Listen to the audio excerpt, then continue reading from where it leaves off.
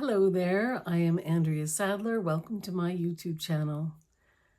Today I want to talk about August 6th and August 9th.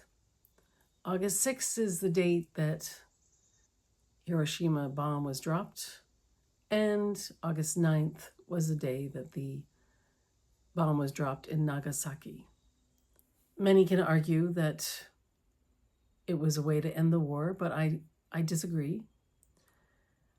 I do believe that it never should have been done. No nuclear weapons should ever be released in this planet.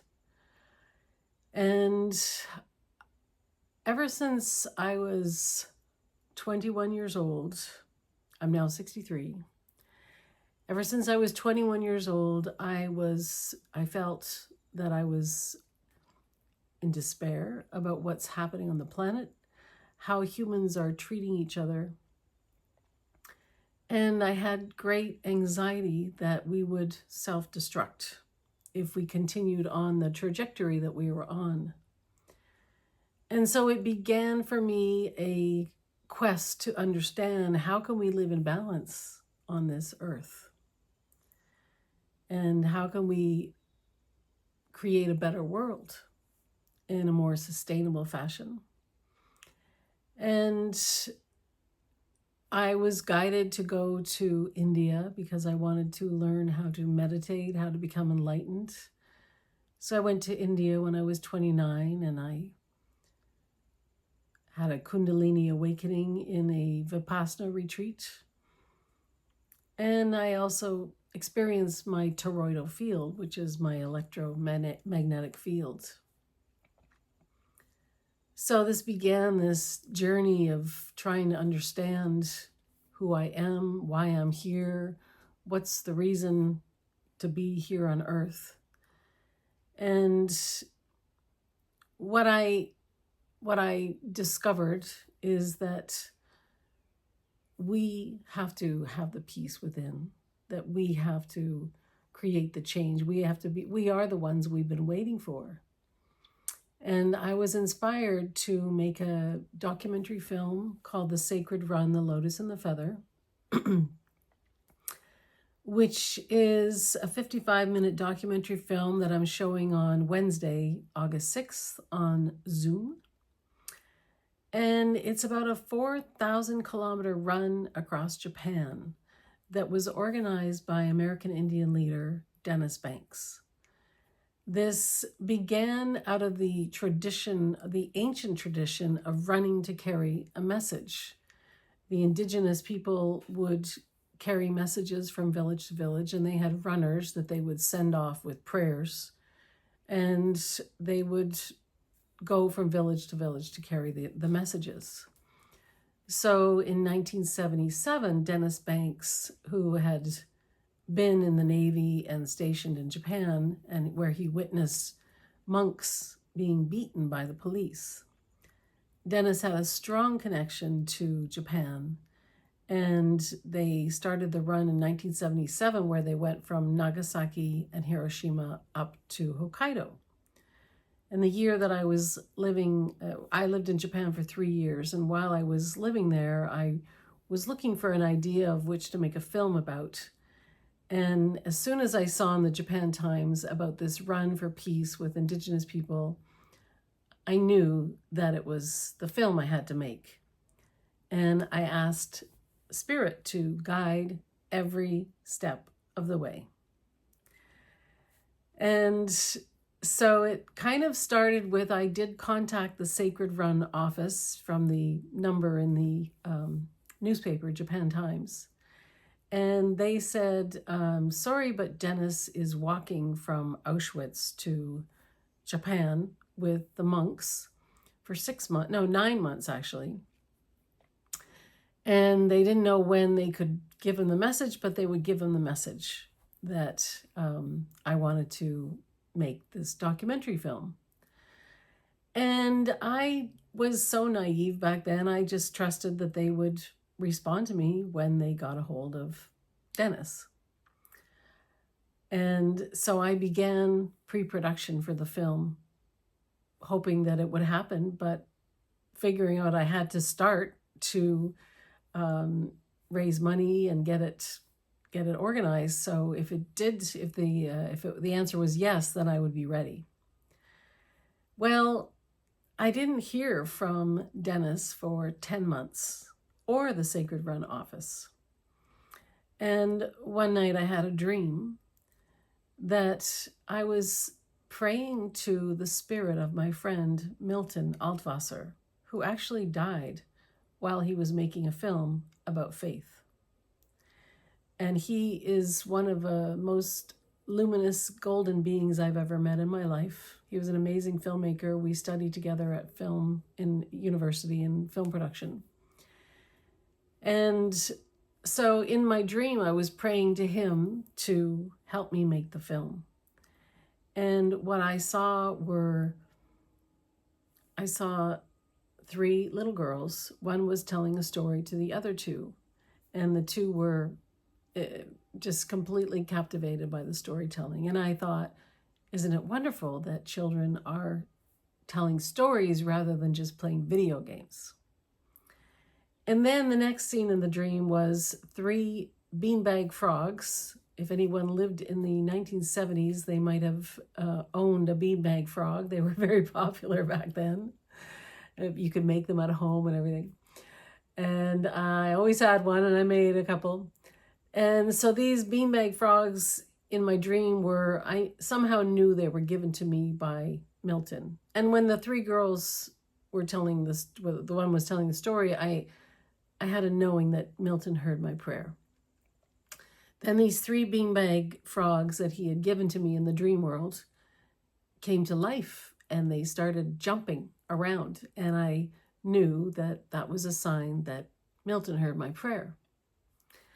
Then the next scene was I was in a village where there was a burning bush in embers. It just had the embers. It was all glowing red, and all the branches that had turned to embers just fell on the ground in this village in a semicircle. And a young boy, a little boy, maybe age 7, approached the semicircle of these glowing embers because people were afraid that it would start a fire and set the village on fire. And this young boy stepped up with a watering can and began to pour the water. The water didn't even touch, but the embers went out. And I knew that Milton heard my prayer. And then I woke up with such energy that I felt like I was on fire. I felt like I was bouncing like those frogs. And I knew I had to call the Sacred Run office. And it was like 5 a.m., but I had to wait till 9 a.m. to call them. And I called them, and sure enough, they said, we're so sorry, but we forgot. This is 10 months into my pre-production. We're so sorry, we forgot to talk to Dennis about this. They said, but you're in luck. He's coming to Japan. He's actually in Japan, and he's going to be at this location next weekend. And you could go there and ask him in person yourself. Well, I was in a taiko group, a drum taiko group, and we had a competition that weekend, so I could not get out of that because in Japan, your word is gold. You do not back out of something like that. So I did the competition, and my friend who was going to be one of the cameramen on the film, I said, why don't you go down without me and bring some camera equipment in case we can get some footage, if they give us permission. So they showed up to where Dennis was with camera equipment and a message that I was on my way and that we wanted to make this film. Well, they didn't get the message that we were coming. So they were kind of suspicious. And when I arrived, it was not a very, let's say, friendly atmosphere. We were these people with cameras and just showed up out of the blue in their minds. But actual fact was I had contacted them 10 months before. the message was not relayed. Anyways, so when I first met Dennis, he stood before me, this great man who just was so impressive. I was shaking in my boots. I remember feeling so nervous speaking to him. And there was this giant bumblebee between us that was flying in our whole conversation. And I asked permission. I said I had contacted him before, and I asked permission. And he was very suspicious of me, understandably so, having their message interpreted by a Caucasian woman was maybe not what they had in mind. So, and he had been burnt before by another filmmaker who had promised to make a film but never delivered. So he said, let me think about it. And we were allowed to do some footage, some filming, but it was kind of tense because people didn't know who we were.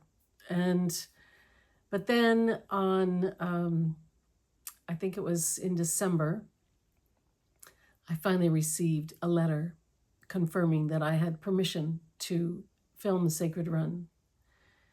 And then I proceeded to work even harder to get the funding to make the film, which was happening, the event was happening in June 21st, 1995. I made this film, I say I made this film on a wing and a prayer because I didn't have the funding. I had a shoestring budget that was mostly my own money, $10,000 that I had saved up from teaching English. And I was very fortunate that people from the news stations, they were shooting on video, and I wanted to shoot on 16 millimeter. And they had these old cameras, these Arri 16 and Arri S and Arri Bolex camera, and a CP16. That's what I used. I had a few Arri S and CP16. I think we had 3 cameras.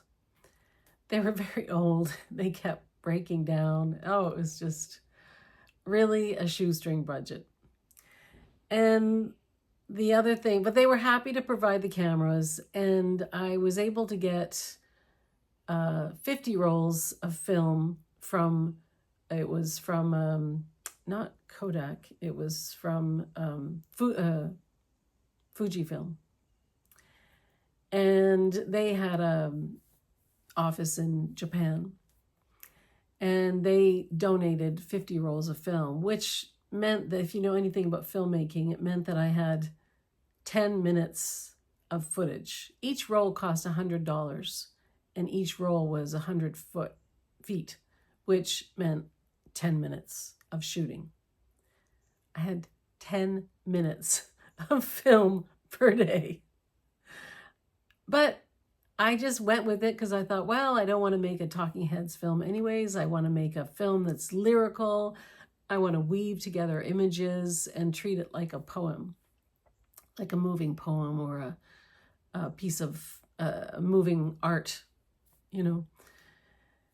And during the run, we ran out of film before we even arrived in Hiroshima and Nagasaki. And so my father, who was an artist, I had arranged for him to come to Japan to have a show.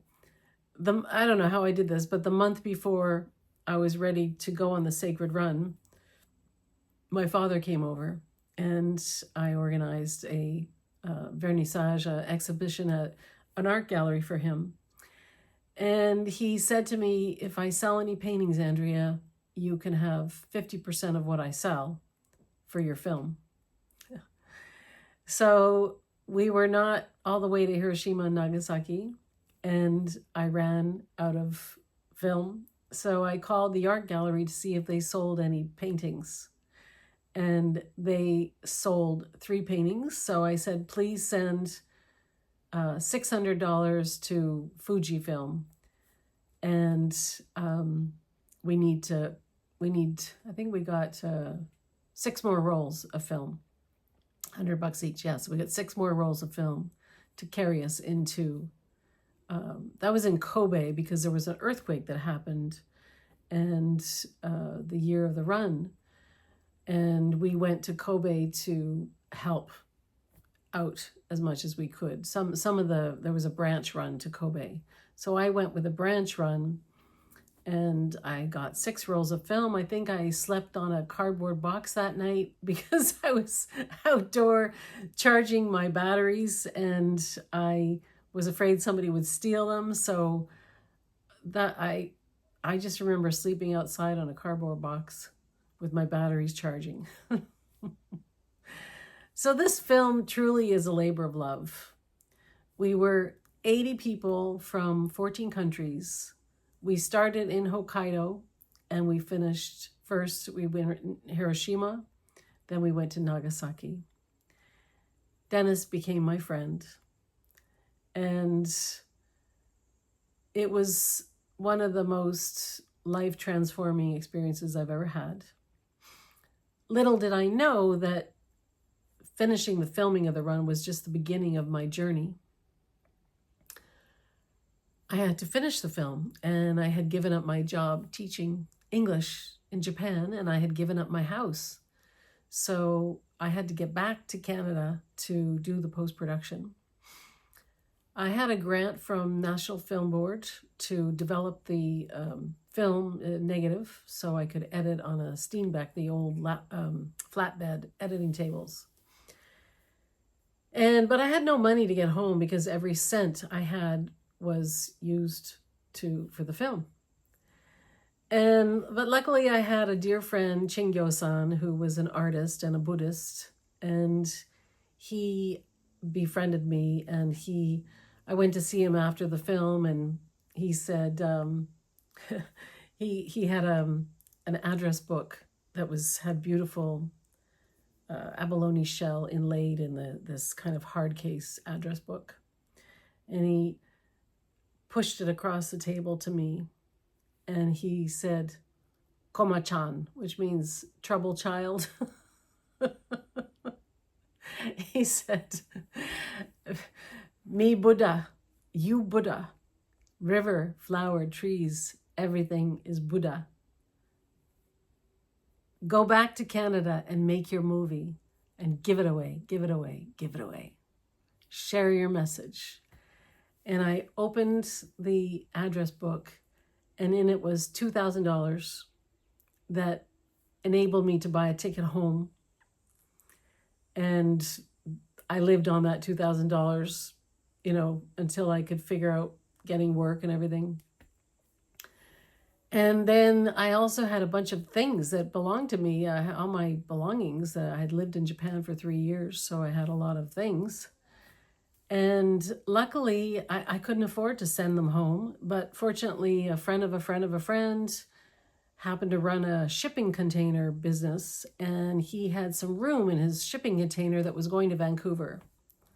So he said I could put my things in his shipping container. Well, that shipping container got lost in the seas for, oh my goodness, how many months? I arrived back in Vancouver probably in September. I waited September, October, November, December. I waited 4 months until my belongings finally arrived. And then I went back to Montreal to do the post-production. But when I came back, I was needing support. I was looking for a producer, and I approached the National Film Board of Canada to see if I could actually get a producer on board with me to help me beyond just the developing of the negative, but to really help me with the post-production costs and help me oversee the whole project as a producer. And I'll never forget, I asked a producer, and they actually said to me, "Peace, Native issues, and environmental issues are passé." He was not interested at all in helping me. I was devastated, and I didn't understand how he could think that. It just made no sense to me why he would say that. To me, it was very clear that we're extremely out of balance, and that the wisdom of the indigenous people is exactly what we need to help us continue, as well as the wisdom of Buddhism and mastering the mind and finding the inner peace inside and compassion. So I proceeded to continue making the film. All the while, I was also pursuing a career as an actress and a singer, songwriter. And I was editing. A friend of mine who's a filmmaker, Martin Duckworth, he lent me his editing table, his flatbed editing table. And I edited that film on this flatbed, and there was film hanging everywhere. And the thing about a flatbed, it's old technology with 60 millimeter film, is you can only see one image at a time. You can't put different layers of images. So, and you can only have, I think there was 2 tracks of sound. So you had to visualize the lyrical effects or the visual effects you wanted to create. And then you had to, describe it for the lab to do it. Well, my film, I wanted to make the whole film have layers, superimposition, and bringing images together. And I was pursuing my acting career, and I started doing camera at an agency, casting agency, where I was also auditioning. And I would get the odd acting gig. I was also modeling back then, so I'd earn money modeling in fashion modeling, and getting roles in commercials, films, TV, etc. But then I started really losing confidence in myself, because nobody seemed to understand why I was making this film. And they laughed at me and called me naive and said that peace is not possible, that there's always been war, this is just the way it is. And that I was naive to think that there was a different way. This ate away at my confidence. At the same time, while I was making the film, I discovered that I'd been sexually abused in my childhood. And the roles that I was attracting as an actress were sobbing woman, bound woman, woman who gets killed, woman who gets strangled, stripper. All these really demeaning roles, I would say. But I was so desperate to act. And because I was sexually abused, I always, felt comfortable in my sexuality, but the shadows started coming up, and things started happening that were not for my highest good. Relationships that were destructive. I started questioning, why is this happening? Why am I getting these roles? Why am I meeting these men that don't respect me? And I started healing. And along the journey of healing, I really lost myself before I actually healed. I started feeling that I was not meant to be on this earth, and that it was just too hard to share this message. And I didn't know what other message to share, because that's the message of my heart and soul. And I thought, no matter what film I make or any art I create, it's still going to have this message of the interconnection of all life. And how do we live in balance? How do we live sustainably on this earth? So I started feeling like I was nothing, like there was something wrong with me. I was single for 12 years, the entire time I made the film.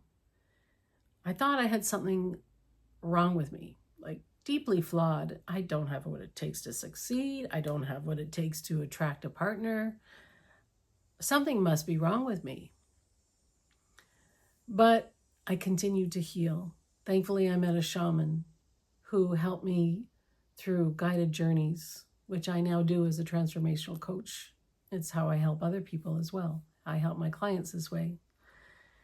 And I did I couldn't really afford to do workshops, but there was a point when I went to the hairdresser because I was so distraught. And when she asked me how I was, I burst into tears and said I was ready for a transformation. I desperately needed a transformation. And she said to me, Andrea, I know exactly what you need to do. You need to join this program called Landmark. It used to be EST, and they morphed it into Landmark. Well, I signed up for that course so fast on my credit card because I desperately needed a transformation.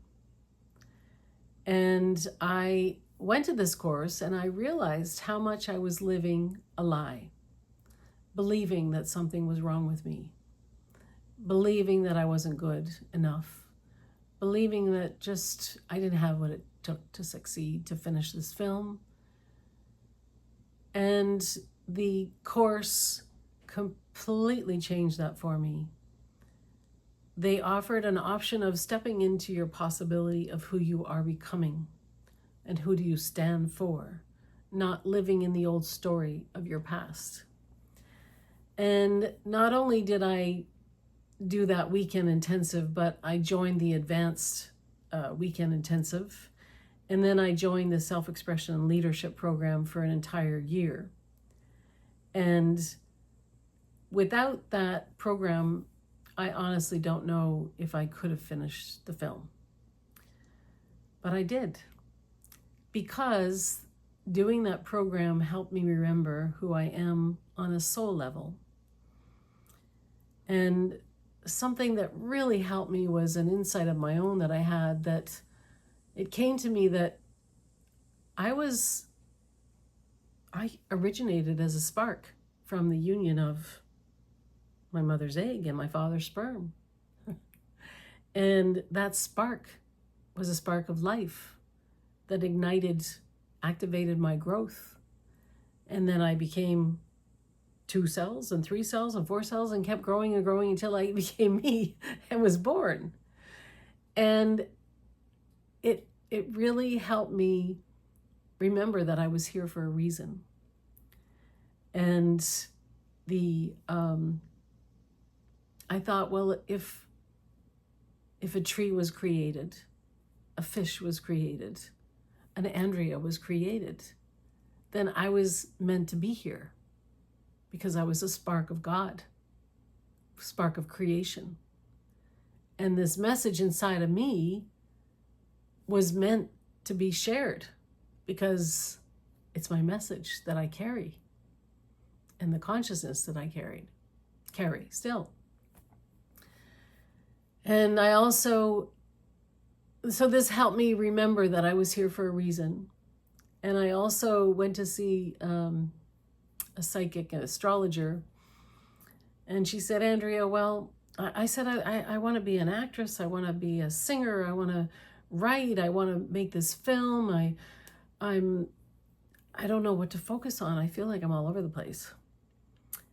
And she said, Andrea, looking at your chart, you have 6 planets in Aquarius, Pisces moon, Sag rising. You are a stellium Aquarian, which means stellium Aquarians, we were born in 1962, and we were born to raise consciousness. And when she said that I was born to raise consciousness, I thought, well, that makes a lot of sense. Thank you. And she said, whatever you do, it doesn't matter. The main thing is, whatever you do, you're going to express this message that will help raise consciousness. First, I had to raise my own consciousness. I had to go deep within myself to remember who I am on a spiritual level, on a soul level. To remember that I was born for a reason with the gifts and the talents and the consciousness that I have at this time. So it was extremely challenging, but in retrospect, in fact, I was actually suicidal when I got to a point where I was suicidal, because I just doubted myself so much. And I kept thinking I want to return to the stars because people don't get my message. But with the help of therapy, meditation, journaling, dreams, some workshops, Landmark, some people who helped me, books I read, a lot from inner work, from doing my own meditation, dreaming, and just getting insights. I overcame my doubts. I finished the film, and I created the launch of the film was the closing film of the Terre en Vue Film Festival in Montreal, which was a indigenous people film festival. And I wanted to have a big party to celebrate the completion of my film after 7 years in, production, post-production, in the making.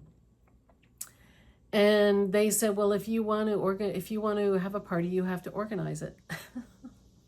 So while I was finishing my film to show in their festival, I also had to organize the big party, the closing party of the festival, which was also to help me promote my film.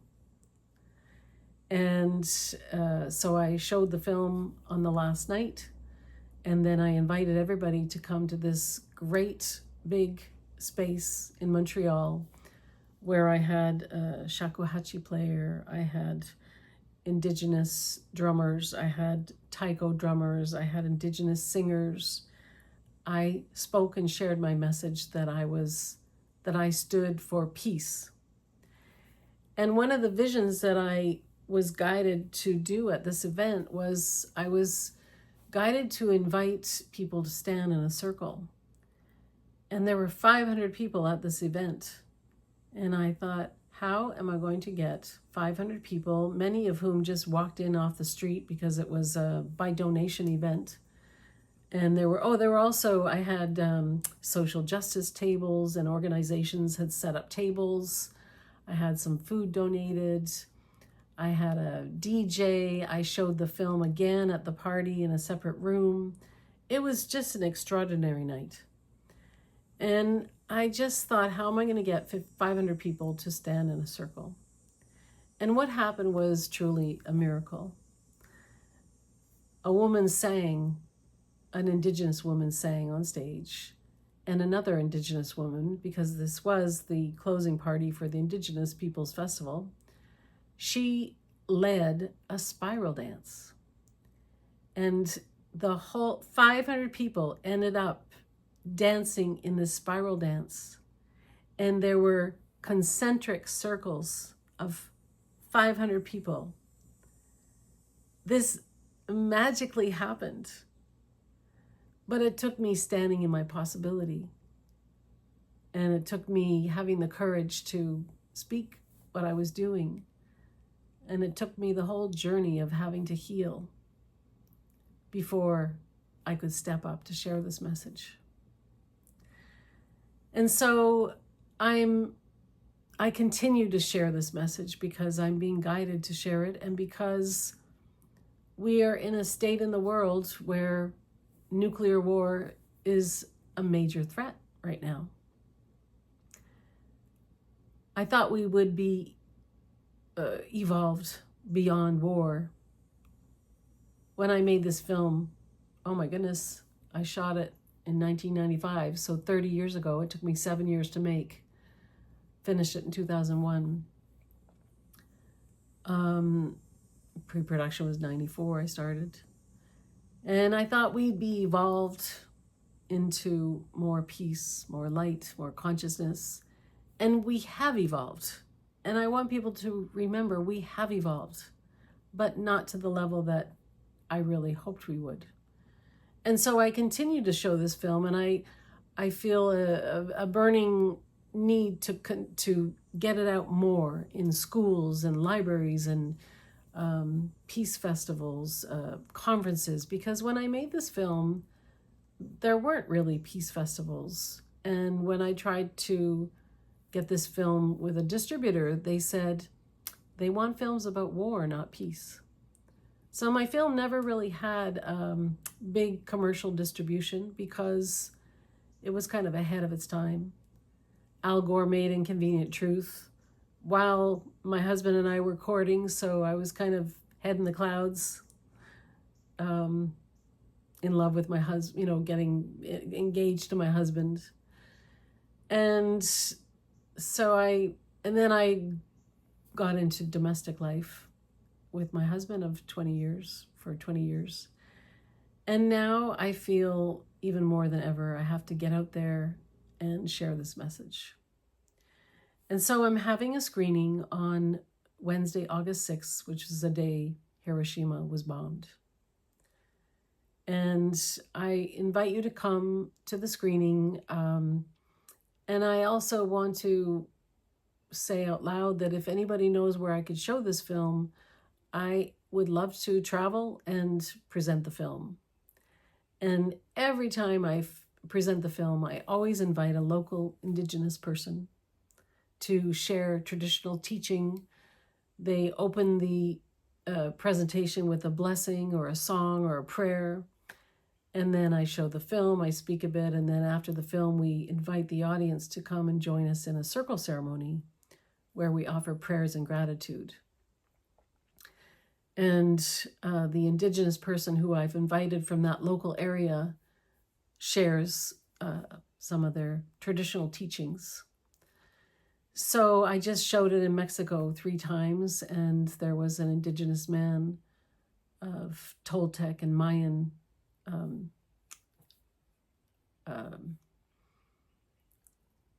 ancestry.